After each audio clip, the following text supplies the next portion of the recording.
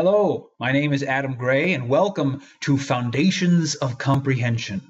This lesson is about CARS questions, and it may actually be the first lesson that you're watching on CARS questions. You've probably already seen lessons on CARS passages, maybe even on CARS answer choices, wrong answer choices, but this is a chance to finally put rubber to the road and to get some points on this section.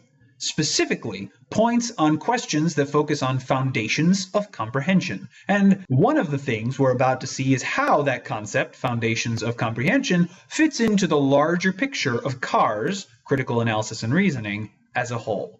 First, the general Kaplan-MCAT strategy for CARS questions. You'll notice if you've been through the lessons on the science sections that this is the same four-step method, assess, plan, execute, and answer, that you saw for the science questions. However, the text below each step is a little bit different for CARS, and that's going to be a lot of the focus of this lesson and the other lessons that focus on CARS questions. And there are two major differences between moving through questions on the science sections and on the CARS section of the MCAT. The first one is in the assess step, where we have to read the question but not the answer choices. One of the most important strategic turns in the science sections was to look at the answer choices, to look for patterns. But in the CARS section, answer choices are almost always long reasoning based, and they're all going to be written to sound good, sound tempting. And so looking at the answer choices, it's almost always going to just lose time. So the question stem takes on extra significance, and one of the ways that it does is by giving us a hint to question type, of which we'll see 4 in this lesson. The other major difference between the method for the CARS section and for the science section is in the plan step. Rather than the 3 places you can go for the answer for the science section, there's only 2 places you could go. You could go to your outline, or you could go back to the passage itself. Because there's no outside knowledge necessary for this section, there's no reason to go to your head for your content knowledge for these answers. Now, the last 2 steps of the question attack method, execute and answer, are pretty similar to they are in the science sections. Execute the plan means you predict what you can. That might be a focused, might be a general prediction, but then you answer by matching, eliminating, or just by guessing. You either predict and match, or you use process of elimination to get to the answer. And we'll see both examples of that here in this lesson too. Here we can now see our learning goals for this lesson. And as you can see, there are 4 of them, 1 for each question type in the major skill of foundations of comprehension. Those 4 question types are main idea, detail, function, and definition in context. And the way this lesson is going to go forward is there is going to be a short sample passage with 4 questions attached to it, 1 for each question type. And for those, we'll basically just see a talk through of how an MCAT expert would be looking at those 4 questions. So we see a really good example of how to move through each type. Then we'll see the rest of that sample passage have more questions attached to it, and you'll get a chance to practice it for yourself. But before we get to that passage, there's a little bit of context that will help you appreciate why this lesson is important to your success on the section. There are 3 major skills the AAMC says you need to succeed on the CARS section. Those are foundations of comprehension, reasoning within the text, and reasoning beyond the text. And those 3 skills will make up approximately 30%, 30%, and 40% of the CARS section that you see on test day. That means the questions related to this lesson will be almost a third of the full section, spread across the question types of main idea, detail, function, and definition in context, which we'll see examples of in just a moment. Now, what this skill really encompasses, though, is one thing in common across all 4 question types, and that is that they require a basic understanding of the passage. The reason why this skill is called Foundations of Comprehension is that at its core, it's about reading comprehension. The other 2 skills, reasoning within the text and reasoning beyond the text, will ask you to go further than that, but don't worry about those for now. Those are the focuses of lessons 6.3 and 6.4. The questions in this lesson will focus on that comprehension. So to do that, we're going to start with this sample passage, and then we'll see an ideal way of walking through 4 questions, 1 of each question type, that correspond to this passage. But before we can do questions, we need to read the passage and outline it. So take a moment now to read these 3 paragraphs and write down your labels for each of these paragraphs. There should be some space at the bottom of your page. You can also write down a goal at the bottom for just these 3 paragraphs. go ahead and do that now. Let's do a basic review of this passage before we get to the questions and come together for one outline so that we're all on the same page. This first paragraph is the story of a contrast. It starts by saying that a lot of visual art holds a clear place and process in people who see it. They understand how it gets made. But, the author says, other disciplines that craft visual experiences are less clear. In other words, people don't understand how they get made. And then the author specifies what kinds of works are a little bit less clear, and those are ones that are more collaborative, and also when the final visual product is less of what really gets the audience interested, their primary engagement. That's a lot of words here. The author is speaking pretty plainly, but he's using a good amount of verbiage to do it. So if you didn't come away with an exact memorization in your head of what these two reasons are, that's fine. You just want to know he makes a distinction between visual art people understand and that they don't, and then gives two reasons why people don't. A good label for this paragraph would be that certain types of visual arts, those in the second half of this paragraph, are not very well understood. Then in the second paragraph, the author narrows his focus to theatrical design. He gets a little bit specific about what types of theatrical design. That's scenic, costume, and lighting design. And the message of this paragraph is that those types of theatrical design are those pieces of art that aren't very well understood by the public, the ones that he mentioned in the first paragraph. Then in the third paragraph, he says, these designers, they have a strong and definitive artistic voice, and it is nuanced and masterful. Those are some very strong author keywords you should be noticing as you read, and that is the author has a really positive opinion of these designers. He then goes into a pretty long example about his own scenic design professor he, the author, had in college, and says that his scenic design professor was this huge man with big hands, but he built these little dollhouse sets. And this author, he thinks his scenic design professor was absolutely great. And we get some physical description of him, but the message and the main takeaway is that the author thinks these designers do a really good job, even though their work is not appreciated by the public, and he uses his own professor as an example. Then, if we're going to write a goal for just these 3 paragraphs, it would probably be something like, the visual design of performing arts is great, deserves praise, even though, despite the fact that the people seeing these operas, dances, theatrical productions don't really understand what goes on behind the scenes. And those basic labels and goal for these 3 paragraphs are enough for us to see how to answer these questions. This first type is what we call a main idea question. And the reason why we call them main idea questions is because they often prompt for something like the central idea of the passage, or the main idea of the passage, or the author's primary purpose. These questions are actually not that common on the MCAT, but you'll almost certainly run into 1 or 2 or 3 on your test. The good news is that in our reading and labeling and building an outline of a passage, we have basically already answered main idea questions because we've already written down the author's goal. So whenever you see a main idea question on test day, you want to look at what goal you've already written down on your scratch work, say that's my prediction for the answer, go to the answer choices and find a good match. In this case, that's answer choice D, that some art requires more effort and skill than most people assume. Now, this is not an exact copy of the goal that we wrote down, but if you replace the phrase some art with visual design in performance arts or theatrical design, then it matches almost perfectly. And this is a pattern you'll see a lot on test day, that you will see general phrases like some art or at least one example that will stand in for something that is a specific citation in the passage. This question also demonstrates some of the main wrong answer traps that you'll see for main idea questions. Answer choice A is too narrow. It focuses only on the author's professor, and he only got mentioned in the 3rd paragraph.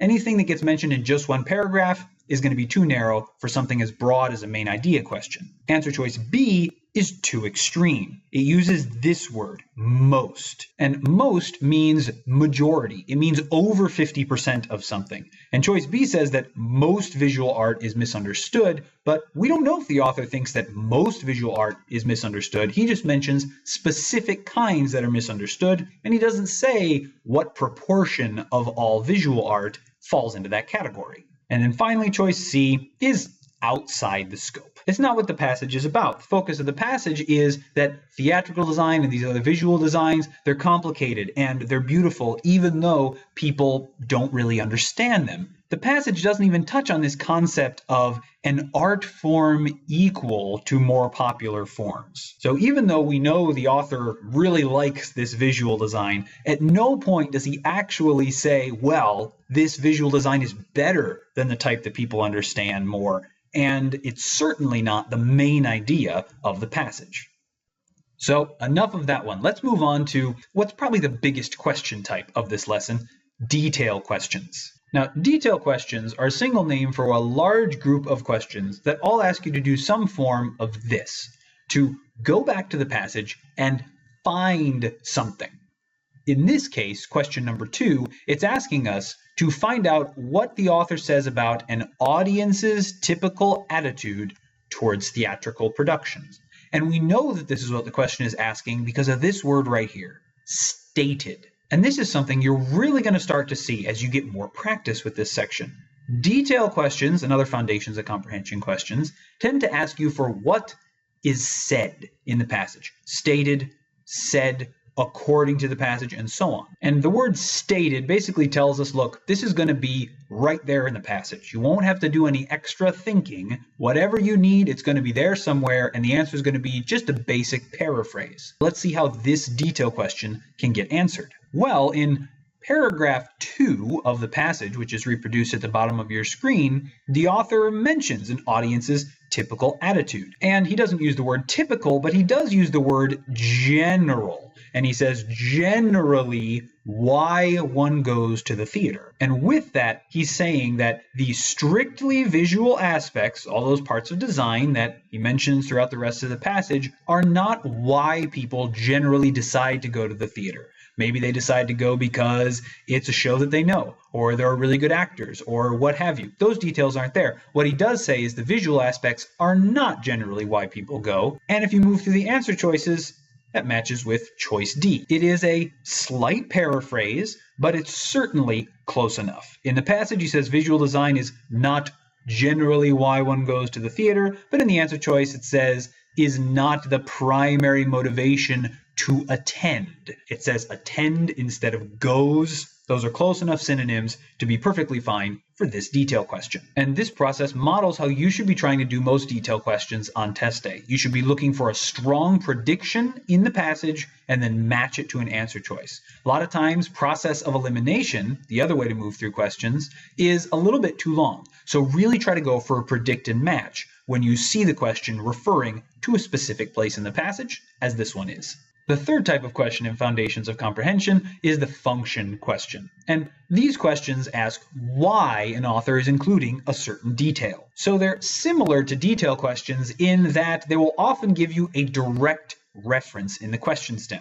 In this case, we get the direct reference of drawing, painting, and sculpture, which are at the beginning of paragraph 1, here at the bottom of your screen, drawing, painting, and sculpture. So like detail questions, they'll send you to the passage. But unlike detail questions, rather than looking for something in the passage that's a basic reference, it's asking you to look inside the author's mind and say, well, what is he or she using this for? And answering this question, as with many function questions, is going to be assisted by our passage outline. Our label for this paragraph was that there are certain types of visual arts that people don't understand. But this paragraph uses drawing, painting, and sculpture as examples of ones that are well understood. Remember, right there in the first sentence, it says that they hold a clear place and process in the mind of the general public. People understand how they get made. And so, just like with detail questions, you want to make a strong prediction for questions like these, and if you did, it'll match very well with choice B. These are arts whose creation process is well understood, which of course the author then uses as a counterexample to the ones that aren't as well understood. This question is also indicative of function questions and other questions in that it asks about a detail that in the grand scheme of things is actually not that important. Drawing, painting, and sculpture is just a tiny little example at the very beginning of this passage that allows him to launch into his main point about these misunderstood arts. That doesn't mean the MCAT can't ask a question about them though, as it clearly has here, which is why it's so important to understand the role of not only the passage as a whole, but each part of the passage. That's why we label each paragraph, and it helps us answer questions like this. Then there's our fourth question type for this lesson, definition in context. And these are those questions you've almost certainly seen before that have those quotation marks in the question stem. They're going to put a big set of quotation marks around something and say, hey, this was in the passage. What did it mean? It even says that most precisely means which of the following. So the task you're getting for definition in context is to find that word or phrase, it's usually actually a phrase, more than one word, and match it with what it actually means as the author uses it. The example for this question is found in paragraph 1, as the question stem even tells us, and it's this phrase here, the default. Sometimes definition and context questions can be pretty straight predict and match, it's pretty clear what they mean. Other times, it's better to make a more general prediction and then use process of elimination. Let's do that second one here. The general prediction that we can make is that the default, as used in the passage, is the perception, what people think of these types of art that are misunderstood. That it is a hand wave. They say, oh, yeah, someone must make it over there. Yeah, they don't really think very hard about it at all. With that general prediction, it's what people think, that this doesn't take very much hard work. We can go to the answer choices. Choices A and B are actually pretty similar. One of them says, well, the default is a mistake that's made when you don't pay attention. Choice B says it's an opinion someone has when they don't think very hard. Both of those are phrased pretty similarly, and so we're going to come back to that difference in a moment. Choice C can be pretty easily eliminated, though, because it's about repaying a debt. Now, yes, defaulting on a debt is a term in the world, but it's not what the author's doing here, so C is not right. And D is similar. It's outside the scope of what the author is saying. He's not talking about a state of a work of art. He's talking about something in people's minds, an idea. So that's wrong too. That leaves us with the basic distinction between A and B. And of these two, B is going to be correct. Now, you might be wondering why B is correct and not A. And it's a subtle point, a little bit outside the scope of this lesson, but still worth making. And that's because answer choice B says basically the same thing as A, but it says it in a more mild way, in a kinder way. It says that it is an opinion rather than a mistake. Mistake has a very negative connotation to it. And whenever you have two answer choices like that pitted against each other on a question, the milder answer, B in this case, is almost always going to be correct. Because remember, only one answer choice is allowed to be correct on any given question. It has to be correct beyond a shadow of a doubt. The AAMC essentially has to be able to point to something and say, see, this one is right and everything else is wrong. That means it has to be provably right. And it's a lot easier to prove a weak statement than to prove a strong statement. Think of it this way. It's a lot easier to prove that some people really like ice cream than to prove that all people really like ice cream. In a similar way, it's easier to prove and argue that something is an opinion than that something is a mistake, that something is a faulty opinion. And honestly, even if you don't understand all the little philosophical details as to why something like B is going to be correct over something like A, you can still take to the bank and remember that weaker, more wishy-washy answer choices are generally going to win out over extreme ones. It's going to bring you to the answer the majority of the time, and something that gets you to the answer a majority of the time is something you want to do when you take the real test. So far, you've gotten a little taste of each of the 4 question types that's covered by the Foundations of Comprehension skill. Now you're going to get a chance to practice it for yourself. The way you're going to do that is with the same passage that you just saw 3 paragraphs of, but what it will do is expand to 5 paragraphs. With these extra 2 paragraphs, this is just as long as the sort of passage you'll see on test day. It's got the right word count, style, and everything like that. Then you're going to see 5 more questions, all of which test foundations of comprehension, and you'll get a chance to see if you can identify the question type and get them right. So take a few minutes now, 2 minutes if you'd like to time yourself, to read and outline the last 2 paragraphs of this passage and make sure that the goal you have written is for the whole passage. So if you need to change it a little bit between the first 3 paragraphs and this full passage, you can do that too. Go ahead and build the rest of that outline now. So the first 3 paragraphs of this passage were what we already saw. First, it's about these visual art types that aren't very well understood. Then the theatrical design is one of those types. And then the third one where the author says, hey, these designers, they work really hard and they're brilliant. Remember my great professor? So now let's look at paragraphs 4 and 5 and then label both of them. Mind you, on test day, you should read a paragraph, label it, read the next paragraph, label it, but we'll just read both of these and then label both of them for convenience in this lesson. Paragraph 4 goes into further detail about the models that scenic designers, like his professor, build. And it says what they do with those models. That the models are a way to convey their vision, the designer's vision, so that they can hand it off to others. The people who build the full-size version of the set that people actually perform the play on. Then we get paragraph 5, which uses an awful lot of words, but in those words it basically just reiterates the second half of paragraph 4, that the designer, someone who has an eye for weight, color, and composition, will hand off the design to some people who know how to build, fly, and weld. And in case you're wondering, that does not mean they know how to fly like birds. It means they know how to hoist things up like curtains in the big empty space above a stage, things like scenery. Then much of the rest of the paragraph goes into one big example of a big boat in a play of Shakespeare's The Tempest. The designer might say it needs to go one way and they've got a vision for it, but the people who actually build it have to figure out how they make it look that way. The author then closes by saying that compromises on that initial vision, they might have to make it if they don't have the money to do it or something like that. But Broadway shows nowadays have really big budgets, so those compromises don't happen very often. And that's the end of the passage. A good label for paragraph 4 would be this one, something that focuses on what the model is and how it's used, that it's sent to the people who build the full-size version, and then paragraph 5, that's about the process of bringing that model to the full-size version. People have to work together, and we get the example of the boat in The Tempest.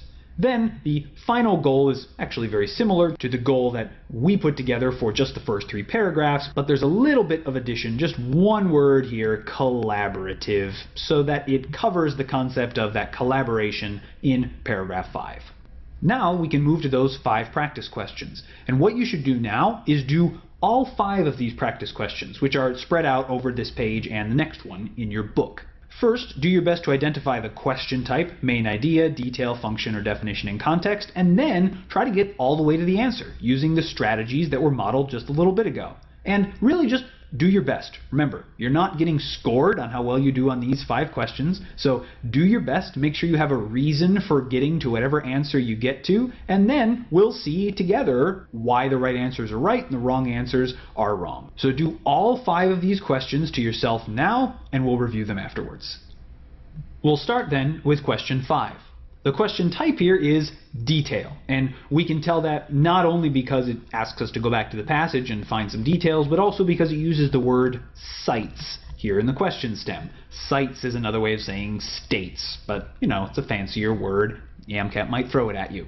It's also here kind of a subtype that we haven't seen yet called the scattered detail question, and that's just because it has this word except on it. That means there are going to be 3 answer choices that actually are in the passage and 1 answer choice that is not. The one that is not in the passage is going to be the one that's the right answer here.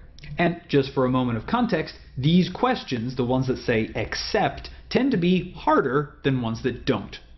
And so even though you weren't doing it with this passage, know that when you see questions like this on test day, you probably want to triage to do them a little bit later than other questions because they might take you a little bit longer. They also might be legitimately easier for you later on because you will have done more research in doing the other questions, so you might be more familiar with all those scattered details by the time you come back to them. In any case, the best way to move through this question, as with basically all scattered detail questions, is to start with answer choice A and try to eliminate. So we want to go back to the passage and find out which of these concepts are related with the amount of money spent on a production.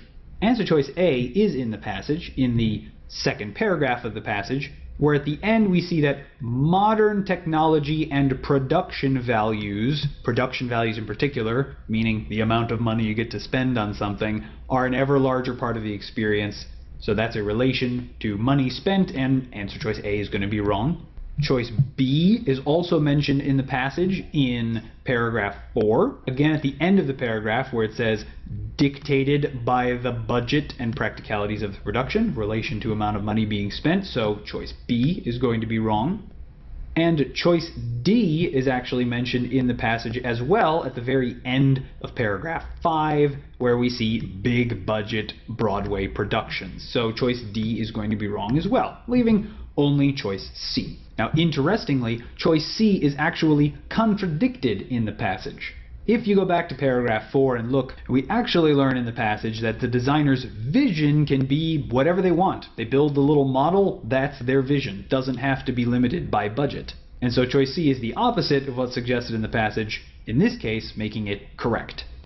Let's see how question 6 came out now. This one is a function question. Again, kind of like a detail question, it calls out a detail in the passage. The author mentions this, and in this case the author mentions the size of the scenic design professor's hands. But it doesn't just say what does the author say about those hands, it says what does the author mention it in order to do. The author mentions the hands to do something, and all the answer choices start with verbs. So in order to answer this, we need to find out why the author mentioned how big these hands were. This detail is in paragraph 3, which is right here on your screen. And we get the detail about giant hands here at the bottom. Once you find the detail, it's good to read the bits before and after it. And we see with this contrast keyword, but, that the hands are used as a contrast point. In fact, if you look at the previous sentence, it says the guy was 6'4", and he looked like a football player. But the thing is, he built these little miniature sets. This is a good example of a predict and match. The author uses the hands as a contrast point between a stereotype and the way he actually acts, and that is in fact what answer choice C says. Again, the wrong answer choices are useful to look at as well to see some common traps the MCAT might lay for you. Choice A is wrong because it uses the word scoff. Scoff is a very negative word. The author isn't scoffing. He really liked his professor, so he's not going to scoff at him at all. Choice B is a little bit of a opposite answer choice, because even though the author thinks that his professor has a lot of skill at model building, the fact that he has giant hands is not meant to emphasize something that contributes to that skill. It's meant as something that contrasts to that skill. So those hands aren't used to emphasize that skill, they're meant to make the contrast. And choice D is, well, completely out in left field. Nothing in this paragraph really has anything to say about how audience members feel. There are other details in the passage about this, but certainly not in this paragraph and not with this example. Let's see question 7 now. This one, the question type, might have been a little bit easier to identify than the rest. It's got those quotation marks, and this is a definition in context question. Asks us what visualization is used to mean. Visualization, as the question stem says, is in paragraph 4, which is right here, and specifically, the only instance of visualization is right here. This use of visualization is referring to what the scenic designer makes. That the visual designer has to make a visualization so that other people can take it and then make the actual full-size version. And that means it's referencing the physical model. The word visualization is referring to what the scenic designer actually makes, which can be matched to choice A, the physical portrayal of the idea. And the wrong answer choices here are once again showing us common traps for questions like this. In your mind, for instance, you might think of the word visualization as meaning a mental image, that it's something in your imagination. Or you might think of, oh, visualization, if I'm visualizing future success, then that's a visualization. But that's just not how the author uses it. And finally, choice C is wrong because the visualization in paragraph 4 is not the final representation of the artistic work. The final representation would be what ends up happening on stage. But the visualization in paragraph 4 is just what the scenic designer makes, which is the physical portrayal of the idea, which is answer choice A. That's why it's so important to actually go back to the passage and make a strong prediction for definition and context questions. And before we move to question 8, there is a Kaplan tip here at the bottom of the screen, which just helps us see the big picture for a quick moment, which is that even though we're seeing examples of all different types here, detail is by far the most common foundations of comprehension question. Over half of the questions in this skill that you see will be detail questions, and since 30% of the questions are foundations of comprehension, over half of those is somewhere between 15 and 20% of the questions you see on test day will be detail questions. We're getting a few examples of them here, but they are going to be by far the highest yield question. If you need to get good at one question type out of these 4, make it detail questions. And the nice thing is, if you get better at detail questions by making good outlines, getting good at researching, getting better at understanding passages the first time you read them, that's going to improve your skill on all CARS questions, not just detail questions. So now, 2 quick questions to go. And this one, though it might have been a little bit harder for you to identify, is actually a function question. Because even though it uses a bit of a strange phrasing, it is asking for the purpose of a certain detail. We get the detail in the question stem, that opening scene of The Tempest, and then we get the question itself, the second sentence of the question stem, which says, for which concept does The Tempest example serve as a counterpoint?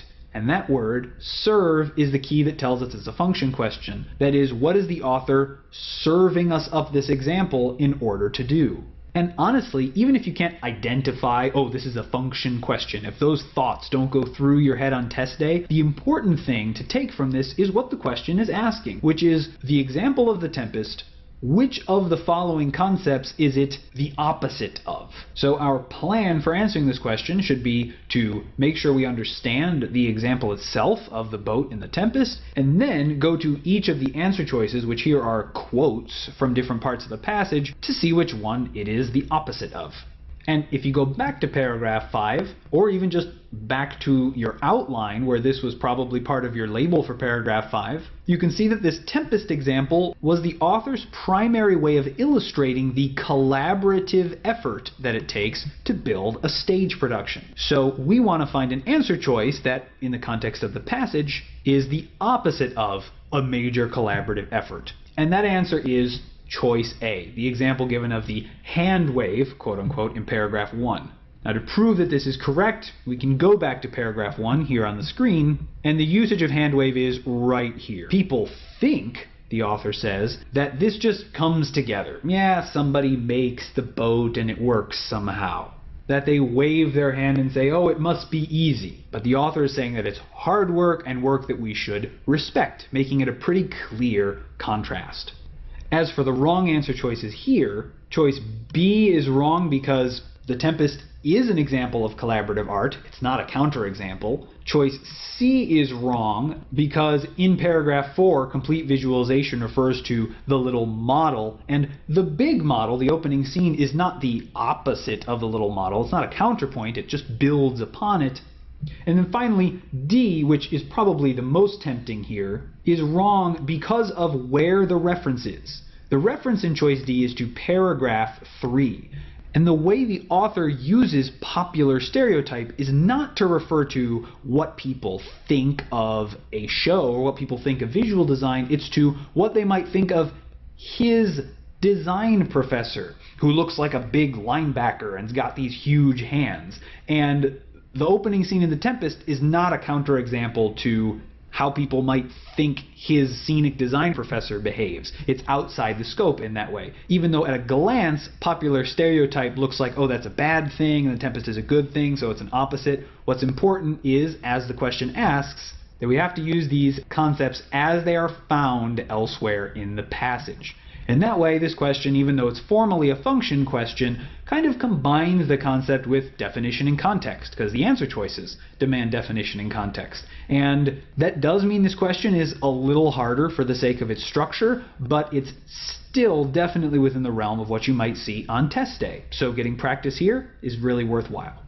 That brings us to the last question here, and it is another detail question. The detail that gets called out is the director's the director of a play. The place where this detail shows up is at the end of paragraph 5, where we do get one mention of the director, and the example it's given in context with matches pretty closely to choice B, negotiating whether there have to be compromises. Again, the exact same word isn't used.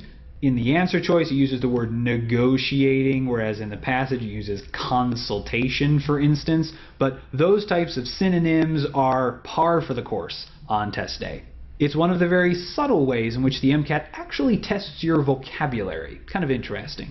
Notably, regarding the wrong answer choices, choices C and D are things that, in reality, if you have a background in theater, that the director actually does. But in the passage, we only see about the negotiation of whether the vision of the designers will be compromised, and since no outside information is going to be necessary for the cars section of your MCAT, you've got to stick with just what's in the passage, and that's choice B here.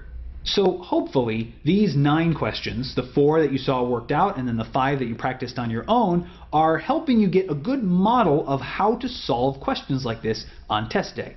This is not going to be your final chance, nor should it be, to get better at foundations of comprehension questions. In fact, you're going to see these questions. They're going to be about a third of all of the questions you see between now and test day. And what you'll see as you practice, there are going to be patterns you notice. One of the most important parts of your MCAT study is identifying those patterns. Is a certain question types you do well with detail but poorly with function? Is a certain wrong answer choices you're falling for? Is it certain types of passage references?